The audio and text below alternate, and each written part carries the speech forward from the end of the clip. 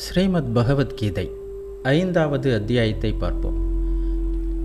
அர்ஜுனன் கேட்கிறான், கிருஷ்ணா, ஒரு முறை செயல்களை துறக்கும் சந்நியாச பாதையை உயர்வாக சொல்கிறாய், மறுமுறை செயல்களை செய்ய சொல்கிறாய். இந்த இரண்டில் எது எனக்கு உண்மையான நன்மையை தரும்? குழப்பமில்லாமல் எனக்கு தெளிவாக சொல். இது நமக்கு வரும் சந்தேகம்தான். ஆன்மீகம் என்றாலே எல்லாவற்றையும் விட்டுவிட்டு ஓடுவதுதானா, அல்லது உலகியலில் உழல்வதுதானா? இதற்கு கிருஷ்ணர் மிக தெளிவான பதிலை தருகிறார். செயல்களை துறப்பதும் செயல்களை செய்வதும் ஆகிய இரண்டுமே உன்னதமான நிலைக்கு இட்டு செல்பவைதான்.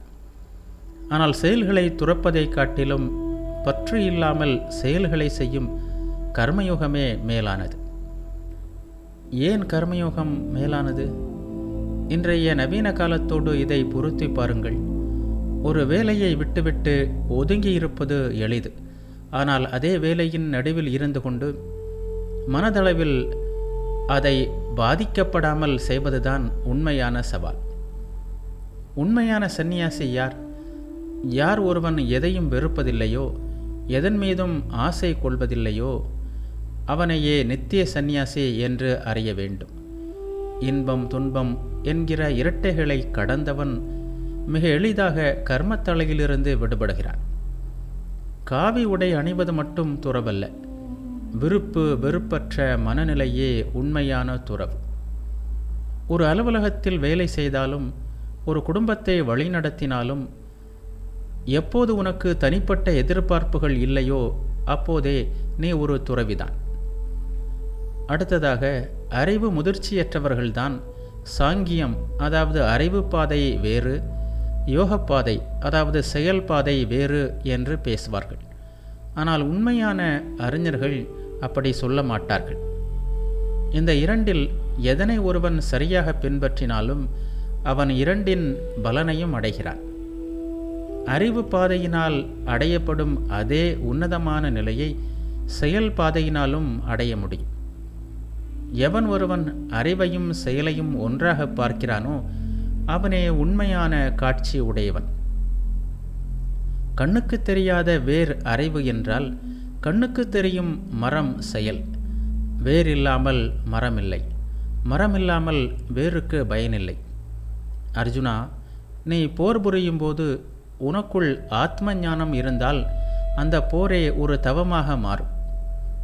ஞானம் என்பது செயலுக்கு ஒரு திசையை காட்டுகிறது. செயல் என்பது ஞானத்திற்கு ஒரு வடிவத்தை தருகிறது.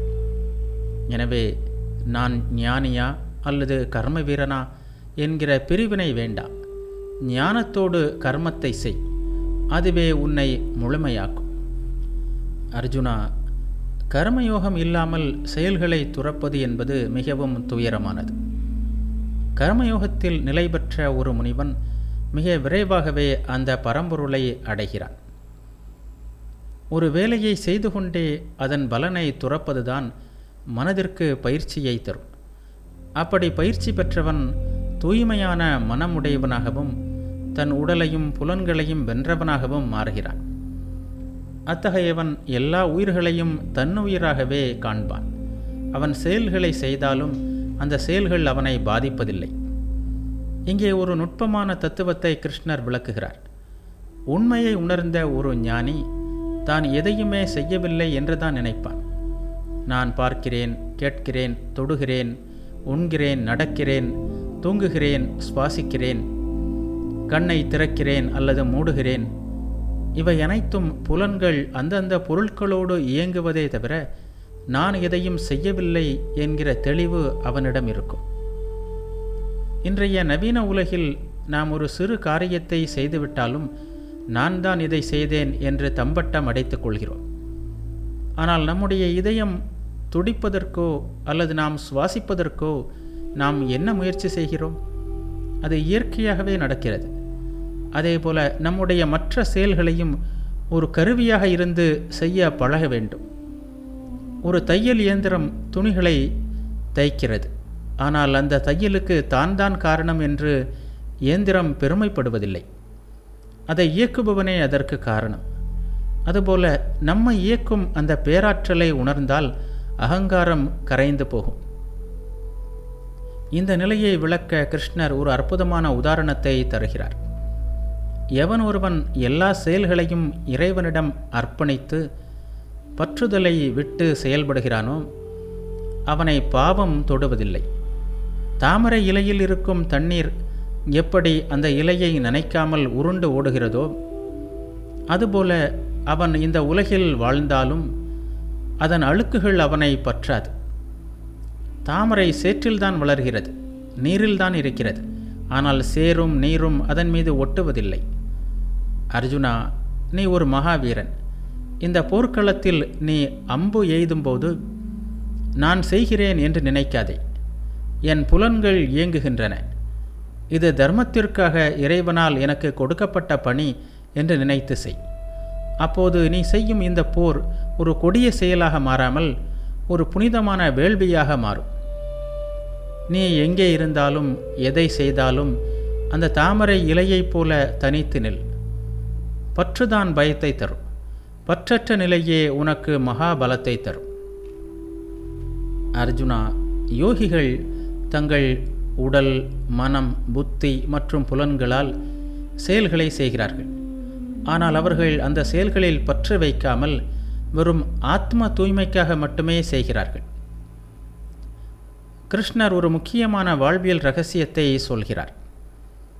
நாம் ஒரு வேள்வியை செய்யும்போது இதனால் எனக்கு என்ன லாபம் என்று நினைத்தால் அது நம்மை பந்தப்படுத்தும். ஆனால் இந்த செயல் என் உள்ளத்தை தூய்மைப்படுத்துகிறது என்று நினைத்து செய்தால் அது ஒரு தவம். பயனை துறந்த யோகி நிலையான அமைதியை அடைகிறான். ஆனால் ஆசையினால் தூண்டப்பட்டு பலனில் பற்று வைப்பவன் அந்த செயல்களிலேயே சிக்கி தவிக்கிறான். ஒரு பறவை தன் இறக்கைகளை அசைப்பது பறப்பதற்காகவே தவிர காற்றை கட்டுப்படுத்துவதற்காக அல்ல. அதுபோல உன் செயல்கள் உன்னை உயர்த்த வேண்டுமே தவிர உன்னை சிறைப்படுத்தக்கூடாது. கிருஷ்ணர் மனித உடலை ஒரு 9 வாசல்கள் கொண்ட நகரம் என்று வர்ணிக்கிறார். 2 கண்கள், 2 காதுகள், 2 நாசி துவாரங்கள், வாய் மற்றும் 2 மலஜல துவாரங்கள். இவைதான் அந்த 9 வாசல்கள். புலன்களை அடக்கிய ஒருவன் மனதினால் எல்லா செயல்களையும் துறந்து இந்த 9 வாசல் நகரத்தில் சுகமாக அமர்ந்திருக்கிறான். அவன் எதையும் செய்வதில்லை, எதையும் செய்விப்பதும் இல்லை. அவன் ஒரு சாட்சியாக மட்டுமே இருக்கிறான். ஒரு வீட்டில் வாடகைக்கு இருப்பவர் அந்த வீட்டின் கதவு அல்லது ஜன்னல் அல்ல. அவர் அந்த வீட்டிற்குள் இருப்பவர் மட்டுமே. அதுபோல நீ என்பது இந்த உடலுக்குள் இருக்கும் ஆன்மா.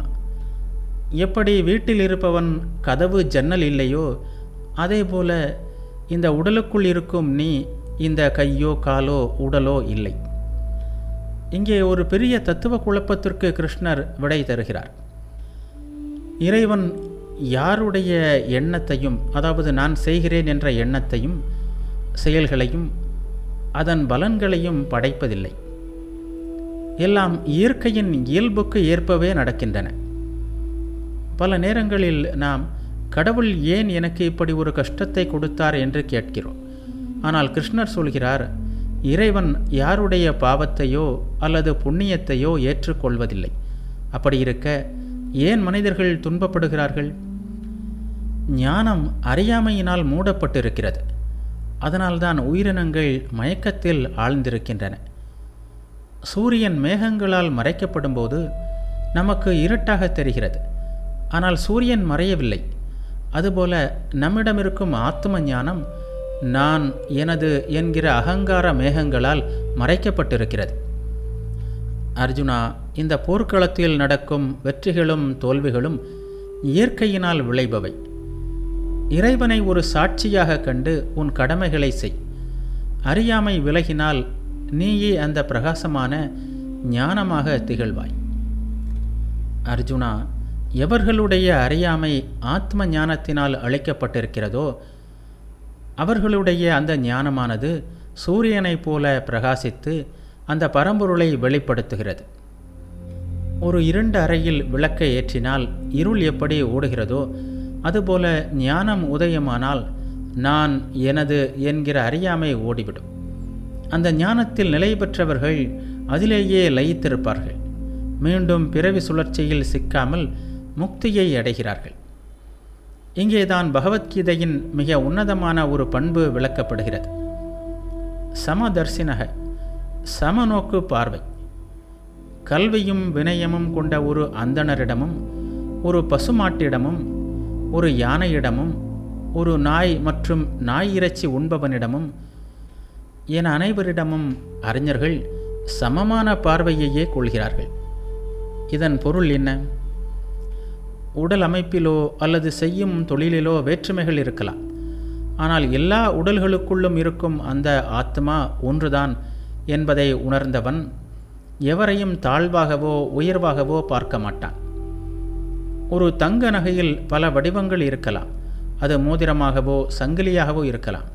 ஆனால் உருக்கினால் கிடைப்பது தங்கம் மட்டுமே. அதுபோல எல்லா உயிர்களிலும் அந்த இறைவனை காண்பவனே உண்மையான ஞானி. இன்றைய நவீன உலகில் நாம் மதம், இனம், மொழி என்று பிரிந்து கிடக்கிறோம். ஆனால் கிருஷ்ணர் சொல்கிறார், எவருடைய மனம் இத்தகைய சமநிலையில் நிலை பெற்றுள்ளதோ அவர்கள் இங்கேயே இந்த வாழ்விலேயே பிறவி பெருங்கடலை வென்று விடுகிறார்கள். பிரம்மம் என்பது குற்றமற்றது. அது எல்லாவற்றிலும் சமமாக நிறைந்துள்ளது. எனவே அந்த சமநிலையை பெற்றவன் பிரம்மத்திலேயே நிலை பெற்றவன் ஆகிறான். ஒரு ஞானியின் அன்றாட மனநிலை எப்படி இருக்கும்? தனக்கு விருப்பமான ஒன்று கிடைக்கும்போது அவன் அளவுக்கு அதிகமாக மகிழ்ச்சி அடைவதில்லை. அதேபோல விருப்பமில்லாத ஒன்று நடக்கும்போது அவன் துயரம் அடைவதும் இல்லை. நாம் ஒரு வெற்றி கிடைத்தால் தலைக்கால் புரியாமல் ஆடுகிறோம். தோல்வி வந்தால் உடைந்து போகிறோம். ஆனால் ஒரு பிரம்மஞானி பாறையை போன்ற உறுதி கொண்டவன். அவனுடைய புத்தி நிலையானது. அவன் மயக்கங்களுக்கு ஆட்படுவதில்லை. அவன் எப்போதும் அந்த பரம்பொருளின் அமைதியிலேயே திளைத்திருக்கிறான். அர்ஜுனா, நீயும் இந்த சமநிலையை பழகிக்கொள்.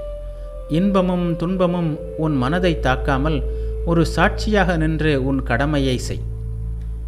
அர்ஜுனா, வெளிப்பொருட்களில் தொடர்புகளில் பற்று இல்லாதவன் தனக்குள் இருக்கும் அந்த ஆத்ம சுகத்தை கண்டடைகிறான். அந்த பிரம்மத்தோடு இணைந்தவன் ஒருபோதும் அழியாத இன்பத்தை அனுபவிக்கிறான். கிருஷ்ணர் ஒரு மாபெரும் உண்மையை சொல்கிறார். நாம் ஒரு நல்ல உணவை உண்ணும்போதோ அல்லது ஒரு அழகான இடத்தை பார்க்கும்போதோ கிடைக்கும் மகிழ்ச்சி தற்காலிகமானது. ஆனால் அந்த பொருட்கள் விலகும்போது அந்த மகிழ்ச்சியும் மறைந்து விடுகிறது. தனக்குள் இருக்கும் அமைதியை தேடுபவனுக்கு வெளி சூழ்நிலைகள் எப்படி இருந்தாலும் அந்த மகிழ்ச்சி மறைவதில்லை.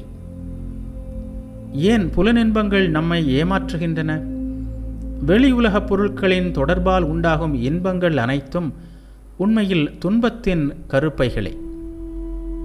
ஏனெனில் அவற்றிற்கு ஒரு தொடக்கமும் முடிவும் உண்டு.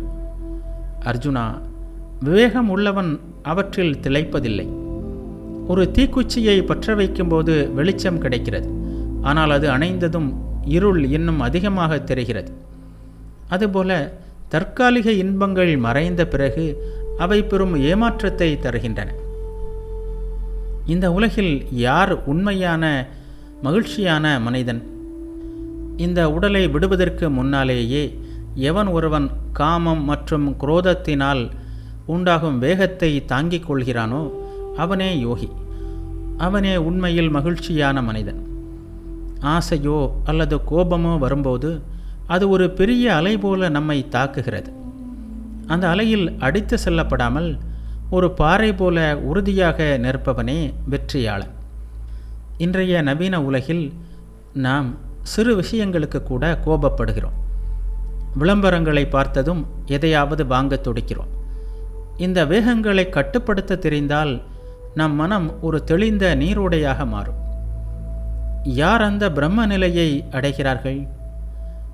தனக்குள்ளேயே சுகத்தை காண்பவன், தனக்குள்ளேயே அமைதியை பெறுபவன், தனக்குள்ளேயே ஞான ஒளியை காண்பவன் யாரோ பாவங்கள் நீங்கியவர்களாகவும் சந்தேகங்கள் நீங்கியவர்களாகவும் தங்களை தாங்களே வென்றவர்களாகவும் எல்லாவற்றிற்கும் மேலாக அதாவது எல்லா உயிர்களின் நன்மையிலும் ஈடுபாடு கொண்டவர்களுமான அந்த ரிஷிகளே அந்த பேரமைதியை அடைகிறார்கள். ஆன்மீகம் என்பது தனிப்பட்ட அமைதி மட்டுமல்ல, அது உலக நலனையும் உள்ளடக்கியது. அர்ஜுனா, நீ உனது கடமையை செய்யும்போது இந்த அகநோக்கத்துடன் உலக நன்மையை கருதி செயல்படு. அப்போது நீ செய்யும் போர் ஒரு வன்முறை அல்ல, அது ஒரு யோகமாக மாறிவிடும். அர்ஜுனா, காமம் மற்றும் குரோதத்திலிருந்து விடுபட்டவர்களும் மனதை அடக்கியவர்களும் ஆத்ம ஞானம் பெற்றவர்களுமான முனிவர்களுக்கு வாழ்விலும் சரி மறைவிலும் சரி எல்லா பக்கங்களிலும் அந்த பிரம்ம நிர்வாணம் கைகூடி நிற்கிறது. கிருஷ்ணர் ஒரு பெரும் உறுதியை தருகிறார். ஆசையும் கோபமும் நம்மை வெளி உலகோடு கட்டி போடும் சங்கிலிகள். அந்த சங்கிலிகள் உடைந்தால் நாம் எங்கே இருந்தாலும் அதுவே மோட்சம்.